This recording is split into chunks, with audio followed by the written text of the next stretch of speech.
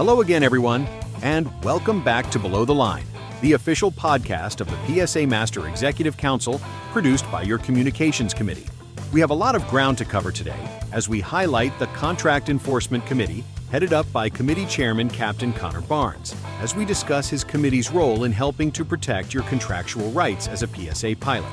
As always, we welcome your feedback and content suggestions via email at psacommunications@alpa.org. Make sure to subscribe to the channel wherever you get your podcast to be one of the first to listen to future episodes and important information from your MEC leadership. Captain Josh Osborne will be your host for today and will help to guide the discussion as we move through a broad range of information, tips, and tricks to help you as you fly the line and navigate various contractual provisions. Let's join Josh and Connor in the studio as we go Below the Line.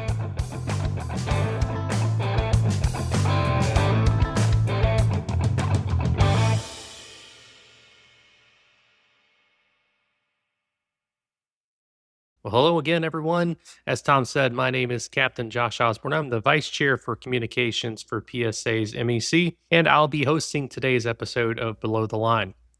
Joining us today is Captain Connor Barnes. He's the Chairman of the Contract Enforcement Committee. Connor, welcome to Below the Line. Thanks for having me. So for those that don't know you and haven't had the pleasure of flying with you or meeting you, kind of give us your brief background and your areas of responsibility within contract enforcement. Yeah, started back in 2021, came on as an FO, was a first officer for a little over 2 years. Chose to do the high time FO 750 when we didn't have the hold a line requirement, so I was able to kind of push off upgrade a little bit there. Been a captain, guess coming up on 3 years now, line check airman for almost a year and a half as well. So thoroughly enjoyed that. As for the union side, joined the Contract Enforcement Committee right after probation, and then shortly after that, the chairman and vice chair decided to flow to American outside the flow, asked if I wanted the position, and I took it. So contract enforcement is a pretty broad topic. Can you tell us what the role of the Contract Enforcement Committee is within the PSA MEC? Really kind of have two parts. We have access to almost all the darts that go on within the pilot group. So we're able to oversee those, answer just about all of them that we can and that we have the answers to. Obviously, the scheduling ones that require a little bit more in-depth detail, we leave to the scheduling guys that have all of the access. And then kind of the second part is we deal with all the grievances that the pilots file that think there was a contract violation by the company, and everything, I guess, revolving around the contract and anything that's going into it. So let's say that a violation has occurred and it reaches you all within contract enforcement. How do you all go about interacting with the company whenever an issue arises? We usually interact with them very well, very cordial between Alp and the company on these issues. We each have our arguments of why we think it goes one way or the other. We present those at GRC, and both sides do a very good job of listening to hear what goes on from our side, as well as we're listening to their side of it. And on many occasions, the company is willing to be a little more lenient or a little bit more on the pilot side when all the facts are laid out to make the pilot whole. So your committee's job is more or less to be an advocate for the pilot on their behalf within a meeting with the company to basically tell their side of the story and try to get a positive outcome for any type of situation that they've had. Yeah, we've got a team of a couple people there that go to GRC to be able to speak on the pilot's behalf that all have a good working knowledge of the contract and the ins and outs of it. So during your time being the chairman, you've obviously worked through numerous cases. In your opinion, what's the most important sections of the contract that you think all pilots should really understand? Definitely start with Section 3, which is compensation. It's how you're paid. Everybody wants to know how you're paid. That's where, 50% of our problems come from is people think that they're paid wrong, when in reality, they were paid right. It's just kind of a confusing section. And then the the other section would be section 25 for scheduling and obviously all their associated LOAs that go along with these. Those are kind of the two that I would focus on the most. And then, I mean, as a back burner, section 19 on the grievances and kind of the timelines with them, then of being able to file the grievance and, how long you're able to wait or not wait and when it needs to be filed for your grievance to be resolved. So, aside from sections 3 and 25 of the contract, do you see anything else that causes more confusion or maybe some common misconceptions that pilots may have? Yeah, I mean, the whole contract has gray areas all around it.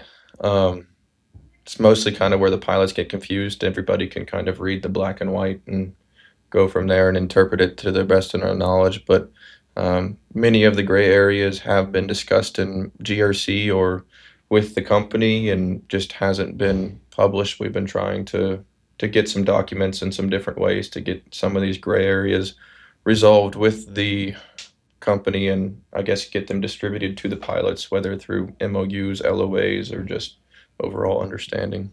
So, Connor, take just a minute, kind of walk us through the grievance process. Tell us a little bit about, how pilots file grievances and what that process looks like for them, basically from the beginning to the end. So yeah, I mean, first and foremost, a violation has to occur. That's the biggest thing is some point of the contract or somewhere in the contract has to be violated.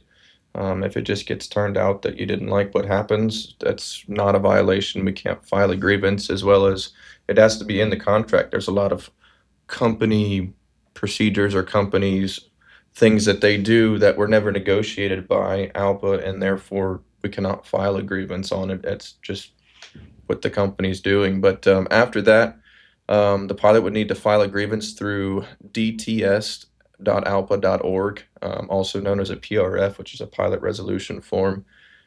Include all their evidence to support their case, and then this has to be done within 30 days of the violation. The contract team will investigate the grievance to make sure there is a violation and that we have enough supporting evidence for our case to be able to take it to the company and fight it. After that, it's sent to the chief pilot's office. They have 10 days to respond. Three outcomes of it. It can be upheld, which you get what you want. It can be denied. They don't agree with it. Or sometimes everybody gets busy and there's just no response from them. And that if we don't like the answer that we get from them or if they don't respond, then we take it to GRC, which is the Grievance Review Committee. We'll compose it into a formal grievance, send it to the company at that time, and then they have 7 days from when we sent it to, I guess, basically prepare for the GRC meeting. We meet every month to discuss the current grievances and try to come to a resolution on them. Some are able to be held over for the next month to find more information, get more information from different teams. After that, if we still can't come to an agreement with the company, then we get what's called deadlocked, and it gets sent to arbitration. At this stage, it's a little bit more lengthy, just because there's a lot of moving parts. But the lawyers from from ALPA and from the company will basically take it to court and discuss it there, and it'll get decided by an arbiter, and they make the decision for us based on the contract and how the language reads and everything. So that's a pretty in-depth process. There's quite a few steps involved in that. So let's just as a general question, let's just take a general case. Your general contract violation case at the end of the GRC process, assuming that it doesn't go to an arbitration and you all are able to decide it within GRC, how long is that process usually? It really depends on when the pilot files the PRF. If they're able to file it and, the next day I'm able to send it off to the company and then it's, 10 days and then we're going right into GRC, maybe a month. Or it can be as much as, a month and a half or, maybe even 2 months, depending on where it is in that process. If it's not gonna make it into the next month's GRC, it might be put on the back burner just a little bit while we focus on the cases that are coming up, and then be able to get it put into I guess, into the chain to get resolved from there. So, I'd like to talk for just a minute about kind of real world examples that you may have. Are you able to share with me kind of a recent case where something may have seemed like a violation on initial review, but as you dug into it a little bit, it actually wasn't? Yeah, I mean, we get many cases where pilots think there's a violation about maybe an assignment that they're getting assigned from off of hot reserve or also off of short call or anything like that. Create a very long day or countless other things, long sits, short sits, when truthfully there is no violation by the company. They did everything the way that they were supposed to, and it's going to be a rough day and it's going to be a long day, but there was no actual violation anywhere in it. So, let's talk a little bit about the common pitfalls that you all are seeing right now. Are there any mistakes that pilots are making right now when it comes to protecting their contractual rights?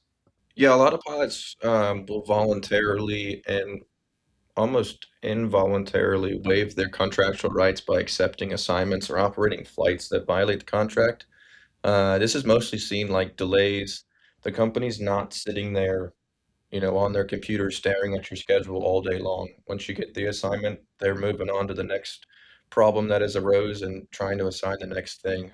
They've got that entire operation to run. So if you think there's a violation and the pilot needs to reach out to either crew scheduling or the chief pilots and, say, hey, we're at the point now to where the contract has been violated and I need to be, reassigned, sent home, whatever we need to do to where you're not operating anymore. So, you mentioned a couple of cases where pilots may involuntarily be waiving sections of the contracts. Are there any situations where a pilot would unintentionally waive those protections?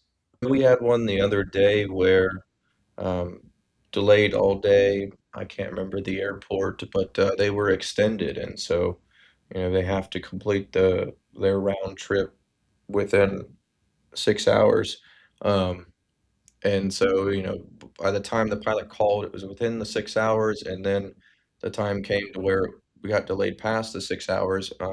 All they had to do was basically call back into the chiefs and say, or crew scheduling and say, hey, I need a hotel. We've gone past my 6 hours of extension, and they would have gotten a hotel for him, and the pilot most likely would have been junior manned into the next day, and um, instead they operated the flight back, which by doing that you're unintentionally basically waiving your contractual right because that section's in there for a reason. So, this kind of brings up an interesting point. Whereas, if a pilot waives their contractual rights and then maybe subsequently something happens, they don't make it back to base, and they subsequently want to file a PRF. This is just an example, but what's contract enforcement's stance on something like that if the pilot voluntarily waives their contractual rights? Definitely. I mean, obviously, file a PRF if the contract was violated, but it's kind of a case by case basis, and we have to go in and dive in and look at all of the facts that are going to be presented, and all of the information that we can get on the case. Um, and the situation we just talked about, the pilot contacted or reached out when it was still a legal assignment. Um, after it then became an illegal assignment, they never reached out. They never tried to, basically say, hey, this has gone past the point, um, to go from there. But like I said, I mean, it's a case by case basis. We look at all of them the same and have to really dive in and see what information is presented at the time. So, in normal day to day line operations, what should a pilot do kind of in that moment if they think that their contract is being violated? If they think it's being violated, they should contact crew scheduling immediately, see what they can do. If it's a scheduling issue, if it's something other than that, contact the chiefs, or if their scheduling's not playing ball with you, then a conference in the chiefs and go from there. If there's still a disagreement with that and what's going on, since we're not able to be there in the moment and everything, we normally say you should operate the flight back and then submit that grievance afterwards, and we can be able to kind of go fight it on the back end. So, Connor, obviously within the MEC, there's a lot of different committees. How do you all coordinate with those different groups, such as scheduling, safety, hotel committee? How are you all kind of able to crosstalk and interact with each other? We work very closely with scheduling mostly just because many pilots never include important documentation like their schedule or the trips or anything like that into their grievances. And so we're able to go through the scheduling team to be able to get those, as well as they can pull back when things were assigned and kind of the chain of events that's going on in that day.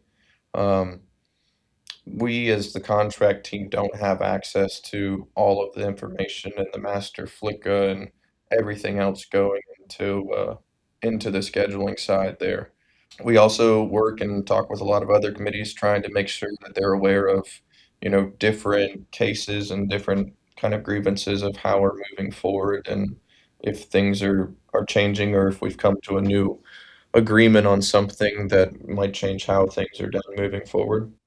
So, Connor, with PSA being an ALPA carrier, uh, we obviously have quite a few resources that we can pull from. From an ALPA national standpoint, what role do they play for you in contract enforcement? They play a huge role in all of this. They're always they're always got our back. So when we try to deal with we obviously try to deal with the dispute in-house first before getting, you know, everybody else and their teams involved in everything beyond that. But if we can't come to agreement like we talked about and deadlocked our arbitrators, they'll be able to kind of devise a team and get that for the best possible outcome for the pilot. Even if we have a disagreement within, like the contract enforcement team of how the contract reads, we can go to national and kind of put it in front of them and be like, what do you guys think about this? How would you kind of interpret it and go from there as well? So, kind of shifting back to the pilots here, how important is the actual pilot's participation in making contract enforcement effective? The more pilots that have grievances and that are filed and we basically are bringing it to the company's attention that this is going on, the better. Because if it's happening to multiple people and, it's not getting any better, the more grievances we file, the more it gets put in front of their face. It can create and change rather than just one pilot filing something and it's like, oh, well, it just happened on this day because some reason. So, you kind of alluded just a little bit to where I was actually going to go next, and that's kind of the type of systemic issues that you all are seeing over and over. So, let's talk a little bit about those trends. Are you all seeing anything different between certain bases or maybe certain types of operations? Uh, is anything sticking out to you? Are you having more issues in one area than the other? I don't know so much if we see different bases with problems, but more of when the company gets short-staffed. I know that we got all the pilots that we need, but um, when they get short-staffed or really thin on reserves, they're trying to keep the operation going, trying to do the best they can to reduce and minimize delays and keep everything running smoothly. That requires a lot of different moving pieces, reassignments, and every time there's a reassignment, it's another factor for another grievance or something like that. So definitely more on the. I don't know if any bases or fleets would be you know an answer, but definitely kind of some of the operation. So, from your committee standpoint, how are you all addressing those systemic problems that you're seeing over and over versus kind of the one off random situations? I mean, it's back to pilot participation. We can see what we can see on the enforcement side, but if we don't have any of the documentation to be able to take it to the company and put it in front of them and say, look, this is happening multiple times, um, then it's really hard to get things done. So if we have enough pilots with the same problem, we can create and come up with the best LOA or at least an MOU as well to describe kind of how things are being done and why they're being done that way. Obviously, those do take a lot of time because they're getting negotiated between the company and ALPA and agreed upon by both parties. All right, let's shift gears here just a little bit and talk about kind of being proactive versus reactive. I know there's a lot of things that contract enforcement deals with where you all really are on the reactive side of it, more dealing with the issue after the fact. Is there anything that you all are doing or any type of work that you all are putting in behind the scenes to prevent these issues from even happening in the first place? Yeah, I mean, I feel like we do. I mean, like you said, we do both reactive and proactive, but I don't know. If it's brought to our attention, we're able to react to those issues and kind of take them and work with the company to find the best resolution. But and then if there's also common trends, then we're doing what we can to prevent this happening to multiple people over and over and over. And kind of, I would say in that case, more preventing them from happening in the future. So, Connor, this is going to be kind of a wild stance here, but ultimately, I believe that your goal would be to not have any type of contract violations, which ironically would kind of put you out of a job. But how would you personally measure success in terms of actual contract enforcement for the pilot group? Like you said, if my phone quit ringing and I quit getting grievances, that'd be the best, success contract enforcement can ever do because there's no more violations. But obviously this is the real world and that's not possible. So if we're able to win all those grievances and really, I guess, make the pilot whole, bring him back to where he would have been before having to do all this extra work and, even maybe getting a little bit more than what the pilot wants, or even preventing it from happening in the future, we consider those wins and definitely a positive for us. I think it kind of goes without saying, but your group takes not just the black and white, but you all kind of have to read between the lines here and there. And that's really where your group seems to excel. So, kind of shifting back to the pilots and their engagement with your committee, how can the pilots best document and report any potential violation that they're looking to submit to you? I always say screenshots are, to win and lose. When something happens, being able to screenshot it on your phone and, don't crop it or anything, have that timestamp of when it's being done and what's going on, because that really does help, you know, put the case into what it is, because you have the time that it was done and everything to where that time could be different than what scheduling's time is showing or something. Um, so when it comes down to it in the grievance process, it's all about what we can prove and what we can, show that what actually happened.